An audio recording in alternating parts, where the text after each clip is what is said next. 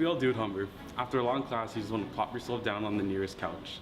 And if you do this in the econ course, on the first floor, you may have noticed something different hanging above. Humber has always had an interesting choice of interior decorations.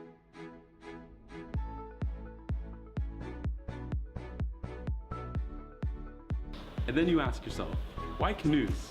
I don't know really the significance of it here. Not really. You don't.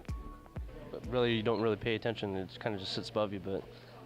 If you plan on procrastinating any further on that assignment, you might as well find out why these canoes hang so proudly in the art lounge at the North Campus.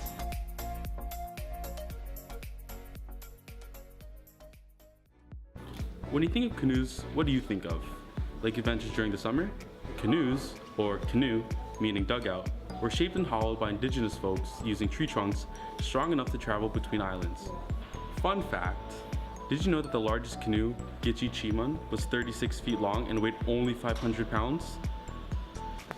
According to American historical novelist John Jennings and his book, A Canoe, A Living Tradition, the reason is because of the material of the canoe itself. Birchwood has the ability to be shaped into elegant and subtle forms that didn't shrink or stretch. So back to the canoes at Humber. In November 2010, during Aboriginal Education Month, the canoes were brought to Humber to commemorate and acknowledge the Indigenous community. But before displaying them, folks at the Aboriginal Resource Center hosted a canoe birthing ceremony, a symbolic event acknowledging the end of the bird tree's life and the beginning of the canoe's life. This is Shelley Charles, the current Dean of Indigenous Education and Engagement for the Aboriginal Resource Center.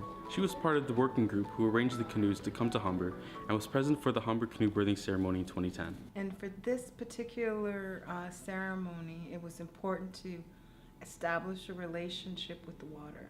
We were also introducing a land acknowledgement.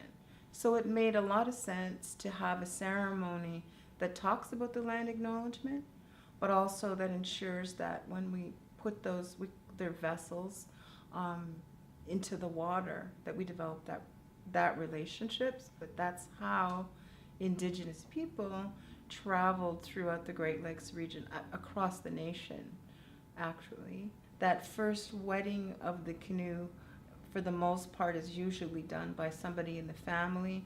In this case, he was a member of our Humber family. I would hope it made them feel proud that we have these beautiful specimens here at the Indigenous Lounge. And so that's why they hang so proudly in the art lounge. Humber, who knew?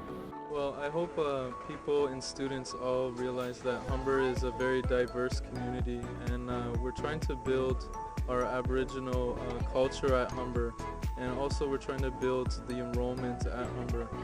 The next time you study here or pass by the art lounge, be sure to crank that neck upwards and admire these pieces of community milestones. Yeah, kind of actually. I just figured it was decorations, but it's cool. Like, hey, this has significance. Do you feel that way now? Yeah, I do. I do, yeah. What about your friend over there? I didn't know that. That's pretty significant. And that takes us to the very end of our first episode of the Humber Who Knew. Happy Indigenous Education Month, Humber. I'm your host, Dylan, and thank you so much for tuning in. Junior education. You know how they have the other one with the line? Yeah. Again, it's a travel to that dot, but this is the hourglass. You ever get one of, you're too young. The old hourglass?